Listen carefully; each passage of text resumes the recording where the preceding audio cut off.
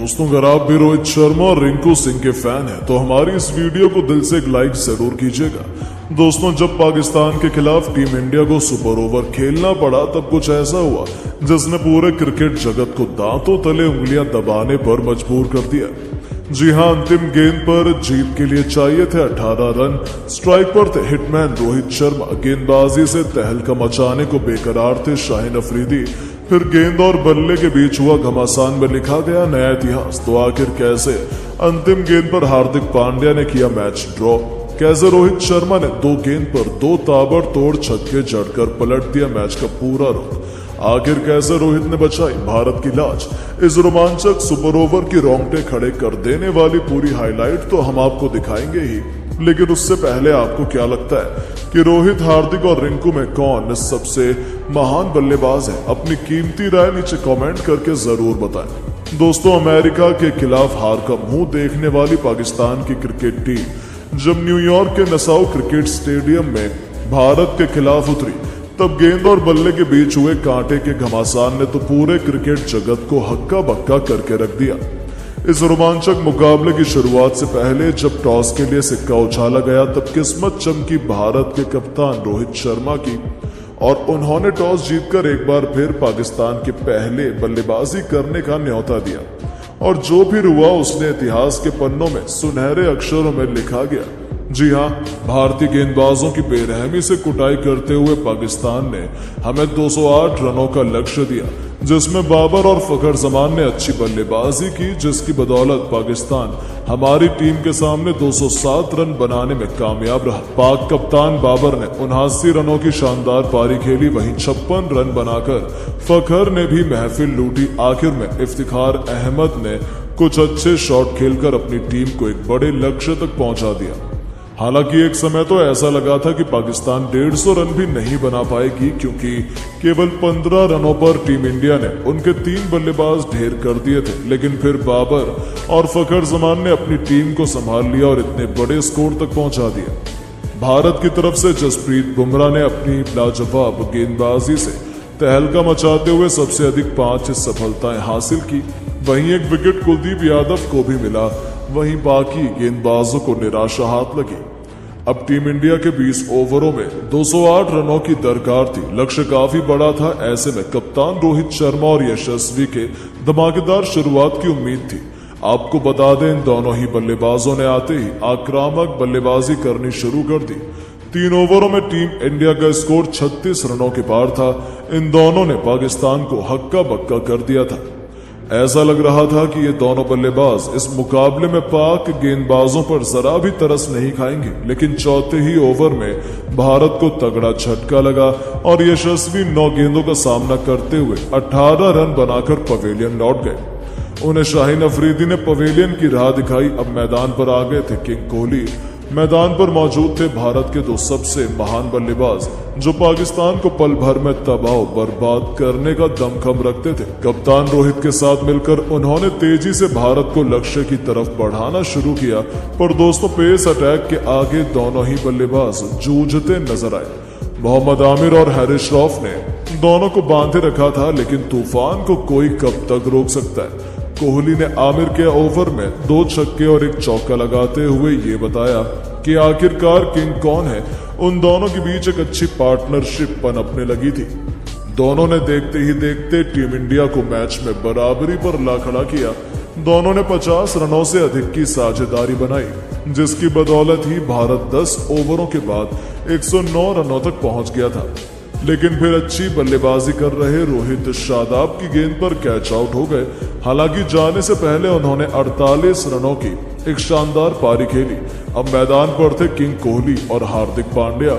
जी हां, ये वही बल्लेबाज हैं जिनसे इस वक्त दुनिया भर, खास तौर पर पाकिस्तान के गेंदबाज खौफ खाते हैं। टीम इंडिया को जीत दिलाने की जिम्मेदारी इन दोनों बल्लेबाजों के कंधों पर थी। बता दें, इन दोनों ने संभलकर भारत को जीत की तरफ बढ़ाना शुरू किया।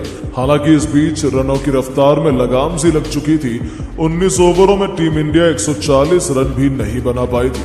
हालांकि फिर उन्होंने काउंटर अटैक करने का मन बनाया। इन दोनों के बीच देखते ही देखते 50 रनों की पार्टनरशिप हो चुकी थी। कोहली ने दोबारा पाकिस्तान की धज्जियां उड़ाते हुए 32 गेंद पर अर्धशतक ठोक दिया था। पांड्या भी अपनी ताबड़तोड़ बल्लेबाजी से उनका बखूबी साथ निभा रहे थे। इन दोनों की आतिशी बल्लेबाजी के दम पर इंडिया ने मुकाबले के अंत तक पहुंचा दिया। देखते ही देखते इन दोनों ने अपनी ताबड़तोड़ बल्लेबाजी से पाकिस्तान की नाक में दम कर दिया। नतीजा हुआ कि भारत को आखिरी ओवर में जीत के लिए 19 रन बनाने थे। पाकिस्तान के सबसे खतरनाक गेंदबाज शाहीन अफरीदी आखिरी ओवर डालने के लिए आए और उनकी पहली गेंद पर विराट ने शानदार चौका लगाया। अब आखिरी 5 गेंदों में जीत के लिए 15 रन बनाने थे।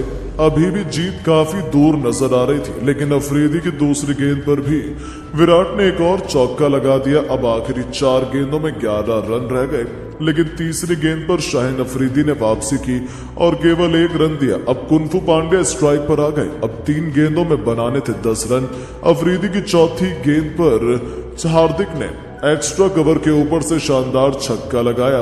2 गेंदों में 4 रनों की जरूरत थी। टीम इंडिया की जीत आसान लग रही थी, लेकिन वर्ल्ड क्लास गेंदबाज शाहीन अफरीदी ने वापसी की और एक ऐसी खतरनाक बाउंसर डाली जिस पर पांड्या कुछ खास नहीं कर पाए। दोस्तों, अब 1 गेंद पर 4 रन बनाने थे। स्ट्राइक पर थे हार्दिक। सबको लगा कि टीम इंडिया जीत जाएगी, लेकिन इस पर हार्दिक बड़ा शॉट नहीं लगा पाए। लेकिन दौड़कर इन दोनों ने चीते की तरह फुर्ती दिखाते हुए कुल 3 रन बटोर लिए और इस मैच को ड्रॉ कर दिया, जिस पर किसी को भरोसा नहीं हो पाया, क्योंकि पाकिस्तान का दूसरा मैच लगातार ड्रॉ हो गया था। ऐसे में एक बार फिर थर्ड एम्पायर और रेफरी ने सुपर ओवर से मैच का रिजल्ट निकालने का फैसला किया।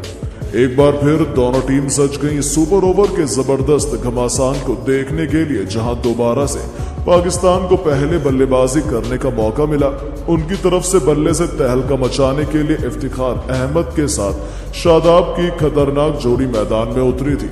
उनके सामने गेंदबाजी का जलवा दिखाने आए थे मोहम्मद सिराज, लेकिन इंडिया की जीत की उम्मीदें तो उस समय खत्म होती नजर आई, जब पहली 3 गेंद पर ही इफ्तिखार अहमद ने एक के बाद एक 3 ताबड़तोड़ छक्के जड़कर सिराज की हालत खराब कर दी।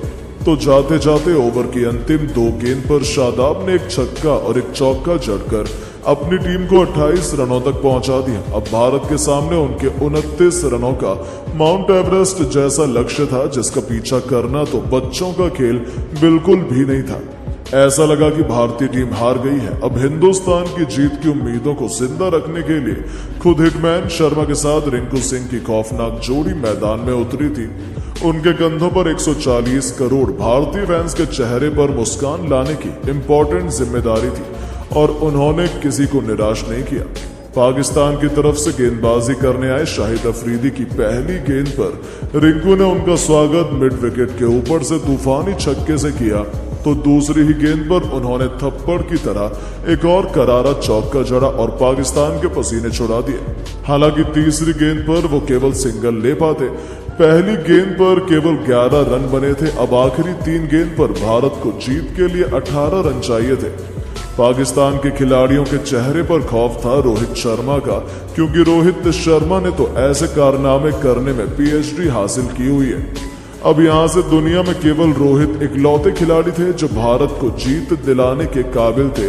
और आखिर ऐसा क्यों हुआ था, ये उन्होंने बहुत जल्द दिखाया, जब चौथी गेंद पर शाहीन के बाउंसर को उन्होंने अपने ट्रेडमार्क पुल शॉट से छक्का जड़कर अपने इरादे जाहिर कर दिए।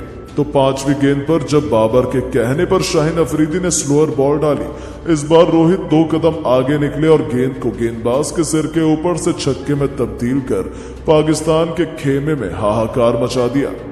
निराश भारतीय फैंस में खुशी की लहर वापस आ चुकी थी, क्योंकि रोहित ने 2 गेंद पर 2 छक्के जड़कर मैच को पलट दिया था। अंतिम गेंदबाज केवल छक्का भारत को जीत के लिए चाहिए था, लेकिन यहाँ पर अफरीदी ने एक जोरदार यॉर्कर मार दी। सबको लगा कि भारत हार गई, लेकिन तभी रोहित का बल्ला गरजता है। उन्होंने अपने पिकअप शॉट या कहें मिनी हेलीकॉप्टर से उस गेंद को उड़ाया और ऐसा उड़ाया कि वो तो स्टेडियम के पार छक्के के लिए जा गिरी। और इस नामुमकिन कारनामे को मुमकिन कर रोहित ने अपने देश हिंदुस्तान को एक कभी न भूलने वाली जीत दिला दी और इतिहास के पन्नों में अपना नाम सुनहरे अक्षरों में लिखवा लिया। और रोहित सबके दिलों में छाप छोड़ गए। जहां पाकिस्तान तो खून के आंसू रोने लगा। उन्हें तो भरोसा नहीं था कि क्या हुआ, जहां 9 जून को होने वाले ऑफिशियल मैच से पहले इस प्रैक्टिस मैच में एक बार फिर टीम इंडिया ने पाकिस्तान को रौंद कर रख दिया। लेकिन दोस्तों, अब आपको क्या लगता है कि रोहित शर्मा पाकिस्तान के खिलाफ सेंचुरी लगा पाएंगे या नहीं? अपनी कीमती राय नीचे कमेंट करके जरूर बताएं और ऐसी शानदार खबरों के लिए हमारे इस वीडियो को लाइक और चैनल को सब्सक्राइब जरूर करें। धन्यवाद।